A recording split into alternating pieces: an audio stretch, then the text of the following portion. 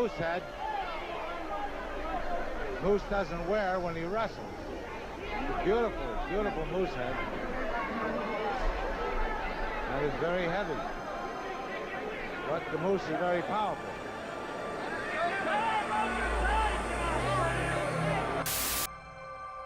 Long before Vince McMahon was saddling guys with animal gimmicks, like forcing Terry Taylor to strut around as the Red Rooster, or making the British Bulldogs come out with a bulldog, there was a wrestler stomping through the wrestling circuit with a gimmick so absurd it actually worked. His name was Yukon Moose Cholak, and yes, he really did come to the ring wearing a moose head. Not a plastic prop, not a mascot costume, but an actual moose head. Billed from Moosehead, Maine, and known for bellowing his trademark moose call to rile up the crowd, Cholak was equal parts spectacle and sideshow. He may not have become a household name like Hulk Hogan or Andre the Giant, but for fans in the Midwest, he was an attraction they never forgot. A towering, flannel-wearing, stuffed moose-carrying reminder that wrestling has always thrived on the strange and the theatrical. Yet behind the stuffed moose head and the booming yell was a career that helped shape Midwest wrestling, a legacy too often overlooked in the larger story of the sport. For fans in Chicago and across the AWA territories, Moose Cholak wasn't just a sideshow attraction. He was a headliner, a reliable draw, and a performer who embodied the rowdy, character-driven energy of the territorial era.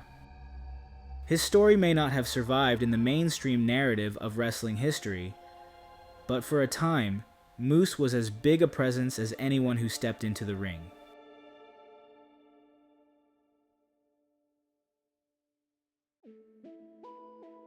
Born and raised on Chicago's southeast side, Edward Moose Cholak was a natural athlete from the start. In high school, he dominated the mat, winning all city honors and even an AAU amateur championship at Chicago Vocational High. His size and strength didn't just make him a wrestling star. He also played tackle for the University of Wisconsin's football team. But after just 1 year, the Korean War pulled him in, and Cholak joined the Navy. Even in uniform, he kept competing, wrestling and boxing for the service, all while training as a CB engineer. A giant of a man at 6'4" and nearly 400 pounds, Cholak was recruited by former AWA World Heavyweight Champion Chief Don Eagle, and it didn't take long for him to earn the nickname Moose. Early in his career, his gimmick was already larger than life. He would march to the ring wearing a rack of antlers so massive, at least 3 feet wide and weighing around 125 pounds, that it took 2 ring attendants just to carry the thing back to the dressing room after the match. It was a spectacle that left fans staring in disbelief, a moment that perfectly captured the kind of theatricality that defined wrestling in the territorial era. He became known as Yukon Moose Cholak, a character presented as a larger-than-life woodsman straight out of Moosehead, Maine. In the territory era, when wrestlers often needed a distinct gimmick to stand out, Cholak's persona was perfect, exaggerated, theatrical, and memorable. Fans instantly recognized him, and promoters knew he could draw crowds. Cholak's career was rooted in the Midwest, particularly in Chicago, where wrestling was hugely popular during the 1950s and 1960s, thanks to television broadcasts from the International Amphitheater. He became a mainstay in Fred Kohler's Chicago promotion, one of the most important hubs of wrestling during that time. Cholak also wrestled extensively for the American Wrestling Association, AWA, and Dick the Bruiser's World Wrestling Association, WWA, 2 of the major promotions that dominated the Midwest scene. In the ring, Cholak was billed as an unstoppable giant. His size made him an imposing heel at times, though he also played the role of a good-natured babyface when the storyline called for it. He was often paired with or pitted against other Midwest legends, such as Dick the Bruiser, the Crusher, and Mad Dog Vachon. He captured several regional championships, including the WWA tag team titles, and headlined cards throughout the Midwest. While his matches were often more about spectacle than technical finesse, they drew in fans who wanted to see the Moose in action. Cholak's wrestling style reflected his size, powerful, lumbering, and designed to showcase his girth. His finishing move was often a simple splash or body drop. moves that capitalized on his massive weight, but it was his character that kept fans engaged.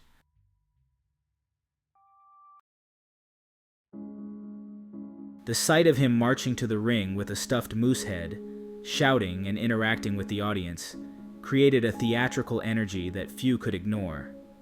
In many ways, he foreshadowed the larger-than-life gimmicks that would dominate the World Wrestling Federation in the 1980s.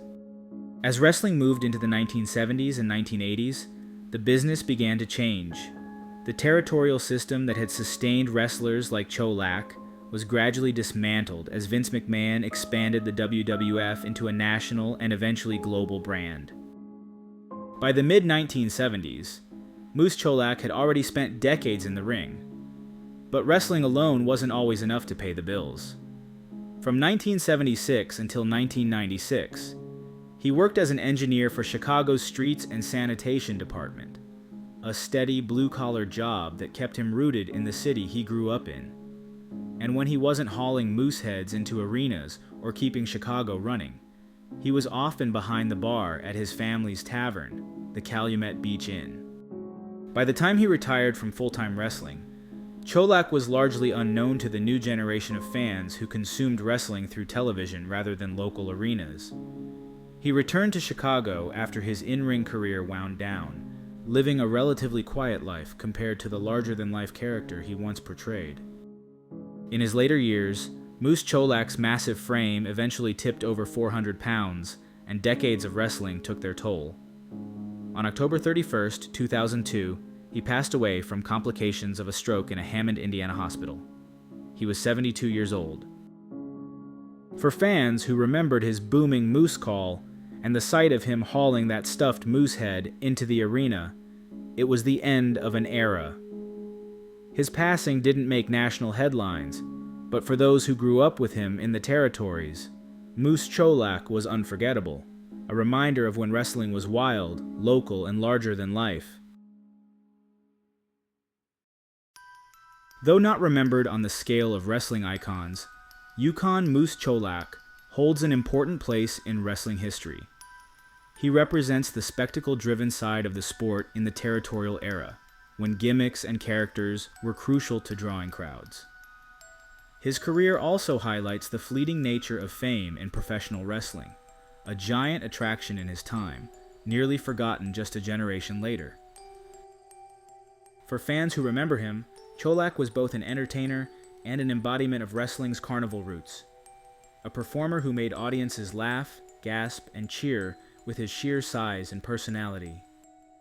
Unlike Mantaur, who would come later in the 90s, a guy saddled with a ridiculous half-man, half-bull costume, Moose Cholak's gimmick didn't make him a joke. The moose head was a spectacle, but it never stripped him of his credibility as a tough, believable attraction. Ultimately, Moose Cholak is a symbol of the countless performers who helped build professional wrestling's foundation, but whose legacies were overshadowed by the rise of national television and global promotion. His name may not be as widely recognized today, but for those who saw him march to the ring with his moose head, he remains unforgettable.